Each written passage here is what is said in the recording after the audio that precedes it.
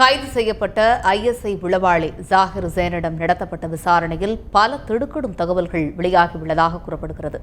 சென்னையில் அவர் பெரிய அளவில் சதி செயலில் ஈடுபட திட்டமிட்டுள்ளதும் கண்டுபிடிக்கப்பட்டுள்ளது.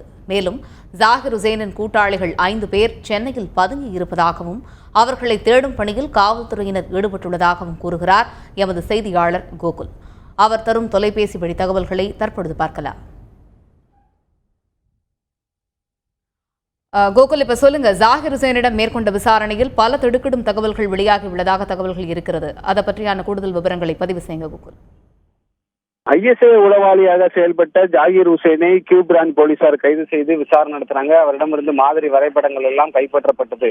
இதனையொட்டி நேற்றைய தினம் ஐஎஸ்ஐ கூட்டாளி ஜாகிர் ஹுசேனுடைய கூட்டாளியாக முகமது சலீம் மற்றும் சிவபாலன் என்ற இருவரை நேற்று கைது பண்ணாங்க. அவங்க கிட்ட நடத்தப்பட்ட விசாரணையில 2 குழுக்களாக நாங்க பிரிந்து செயல்பட்டோம். அதாவது ஒரு குழு இந்தியாவுடைய பொருளாதாரத்தை சீர்குலைக்கும் விதமாக கள்ள நோட்டுகளை புழக்கத்தில் விடுவதும், மற்றொரு குழு மாதிரி வரைபடங்களை எடுத்து பாகிஸ்தானுடைய உளவு நிறுவனத்துக்கு கொடுத்து அதன் பின்பு ஒரு பெரிய அளவிலான சதித்திட்டத்தை தீட்டுவதற்கான திட்டம் தீட்டியிருப்பதாக அந்த இருவரும் வாக்குமூலம் கொடுத்திருக்கார்கள்.